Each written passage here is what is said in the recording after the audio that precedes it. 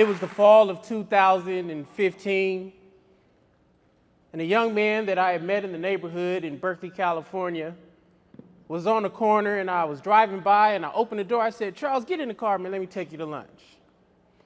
And when we got in the car, I was talking to him about a rumor I heard that there were some conflicts that were happening between his part of town and another part of town. And so I was convincing him, at least trying to, as I fed him some shrimp quesadilla at the dopest taqueria spot in the city, that you gotta stop all this nonsense, bro. There's another way. And I kept grinding on his head, trying to convince him that this was not the path that he wanted to go down. After the course of our conversation, he was like, you know, Rev, you know what I'm saying? I appreciate that you always trying to take time for me, but who's going to protect me when you're not around? My teachers don't believe I'm ready to learn. Jobs won't hire me because I got a record. I can't go to church because I don't have no clothes. And even the police, they're convinced that I'm a criminal. Who's going to protect me when you're not around? It was the summer, actually around August of 2014. We're marching through the streets of Ferguson, St. Louis, Missouri, in the immediate aftermath of the killing of Michael Brown. We had called for about 100 faith leaders to join us in the streets, to be with the young people, to ensure that justice would be served for Michael Brown.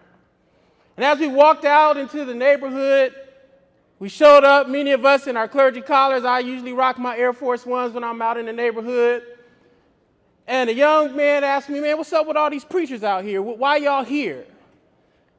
I said, "Bro, we here because we care." He looked at me and he said, "For real?" You see, one of the things that these and so many experiences have taught me is that I had to begin to ask myself a question. Do I really believe that we could have peace in this time? Do you believe that we could have peace in this time? Yes, indeed. My name is Michael McBride. I am the executive director of the Live Free USA Network. It is a national network of faith leaders, of directly impacted loved ones who are caught in cycles of violence, folks who are trying to break out of the mass criminalization of black, brown, and poor folks in this country. And we believe that we can have peace in this time. So my question to you is, do you believe that we could have peace in this time? I want to share with you 4 lessons that we've learned over the last decade or so that have convinced us why we can have peace in this time. Because quiet as it's kept, growing up in a Pentecostal church, I'm a 4th generation holiness Pentecostal, which just means in my church we do speak in tongues, we do roll on the floor, we do swing from the chandeliers, and on a good Sunday we levitate. Somebody say amen. Oh, yeah, some of y'all sound like y'all know what I'm talking about. But what I've come to know in my life journey is all of the power and the imagination that really shaped me in the context of the 4 walls of my church needed to be unleashed far beyond a Sunday service. And as I began to meet individuals throughout the course of my 30-plus years of ministry, I began to understand that I and we must become a people who will not rely on violence in order to achieve peace. That we must ask ourselves, how much are we willing to lean into the art and the calling of making peace? This is the question before so many of us in a time where peace feels so elusive in our communities.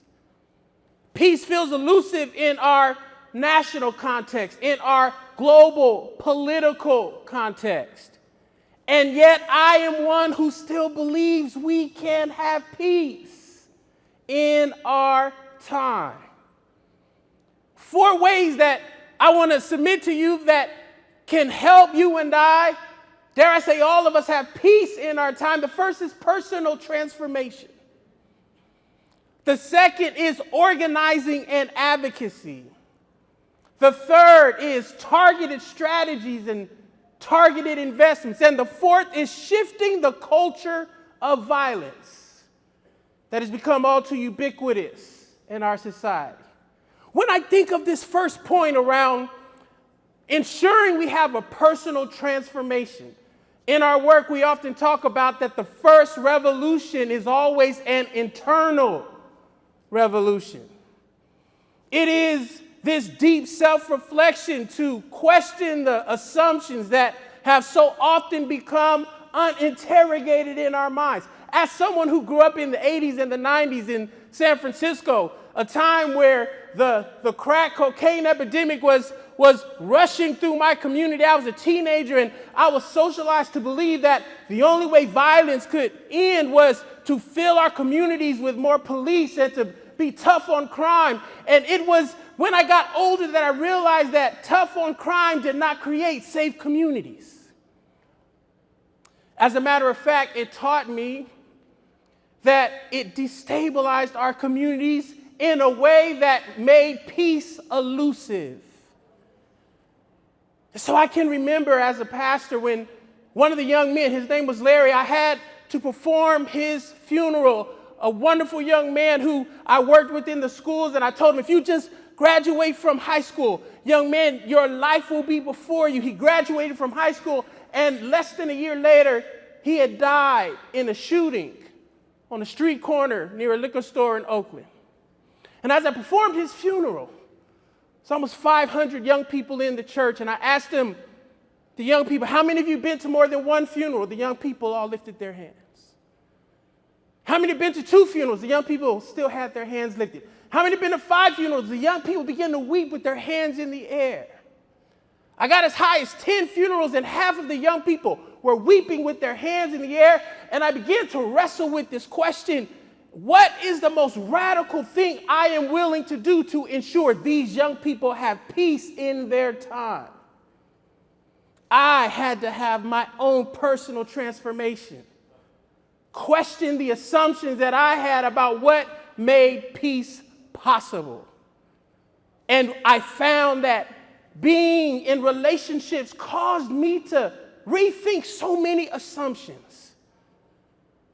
It moved us to the second idea that we must literally scale up organizing and advocacy campaigns wherever we find the lack of peace in our communities. We literally moved to talk to hundreds of individuals in our neighborhoods, literal one-to-one conversations over the course of 6 months.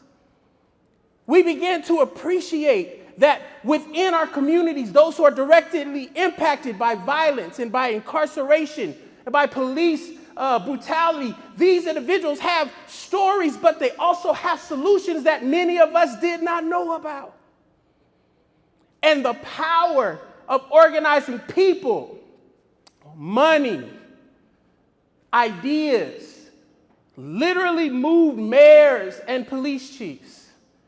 It moved governors and attorney generals. It even reached as far as the president and the Congress, to the point where we were able to organize and advocate for what now are billions of dollars that have been made available at the federal level to help us invest in strategies that we know work, that can create peace in our time.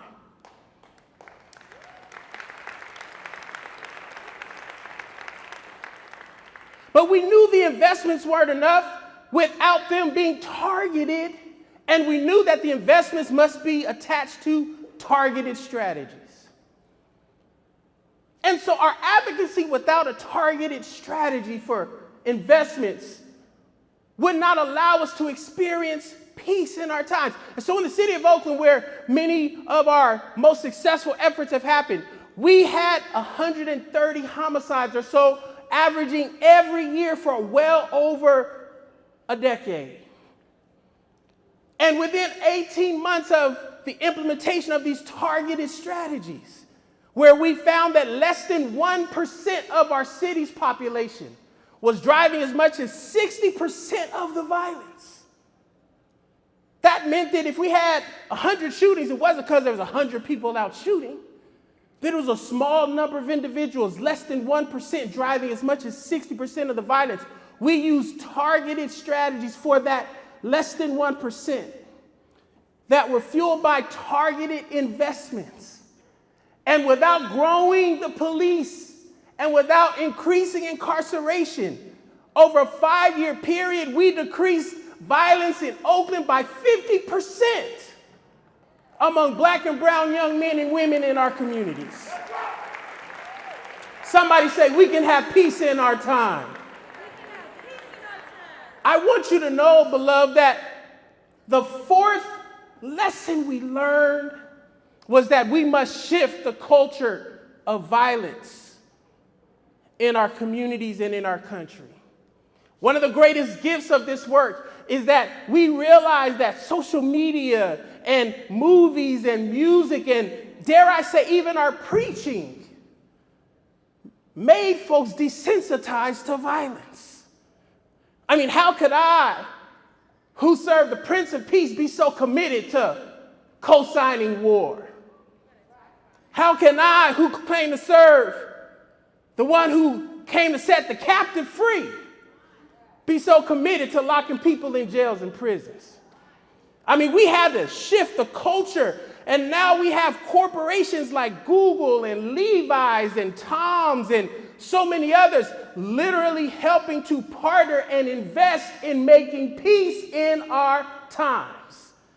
We partner with the Golden State Warriors Entertainment Production Company and my partner rapper, Mr. Fab, and we're launching a Perfect City collaboration all across the country, inviting individuals to give us a 30-second wish of what communities would look like free from violence. A perfect city collaboration between preachers and rappers and corporate folks and pimps and hustlers and mothers and Pookie and Ray Ray, all of us, a culture to shift violence in our communities.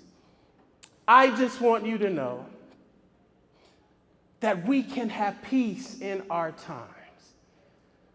I remember I was at an amusement park, and that young man who I picked up, Charles, to come get in the car with me and take him to the quesadilla spot, he hollered out my name. I'm in the amusement park, Pastor Mike!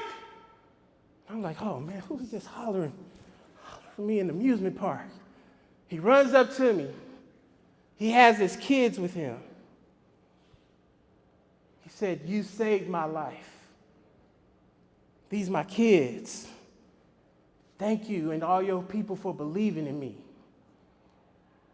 It was there that I became convinced again and again. We can have peace in our times. My name is Mike McBride. All power to the people. God bless.